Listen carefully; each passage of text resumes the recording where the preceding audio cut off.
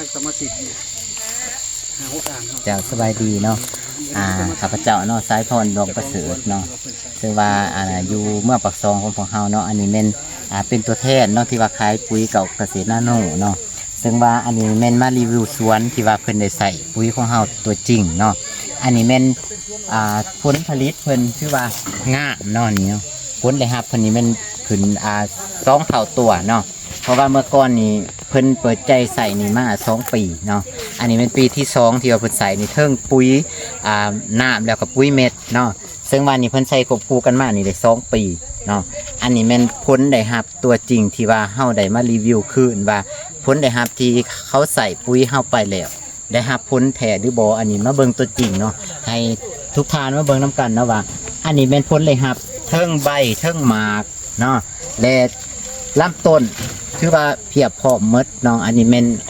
อยู่ในสอบเดียวเฮาสามารถบำรุงได้หมดทั้งใบทั้งลำต้นทั้งหมากเนาะอันนี้แม่นครบในอันเดียวเนาะในกระสอบเดียวเนาะเจ้าอันนี้แม่นปุ๋ยเก่าเกษตรนาโนเนาะ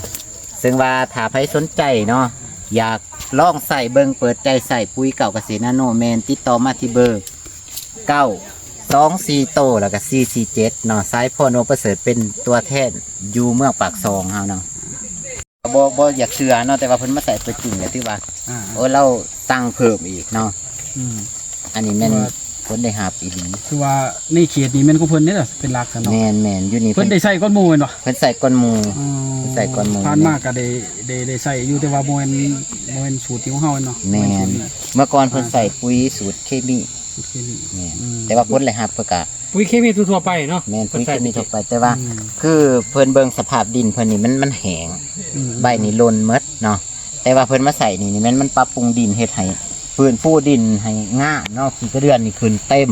แถวกองมันแล้วก็ใบนี่ดกงานี่เห็นผลว่าดินดีพืชมันก็งามเนาะตัวสุดยอดนี่เนาะ จ้ะ คือว่าสมบูรณ์แบบได้ในการใส่ปุ๋ยเกษตรนาโนของเฮาเนาะแม่นถือว่าการใส่ปุ๋ยนี่ยังมีอื่นๆอยู่บ่สามารถไปถกไปเที่ยวยังต่างๆมีอีกบ่ แม่นถ้าว่าเฮาซื้อปุ๋ยหรือว่าผู้ที่อยู่ในบริษัทเฮาเนาะจะมีโปรให้เนาะนั่นก็คือสโลแกนเนาะมีงานมีเงินมีเที่ยวเนาะ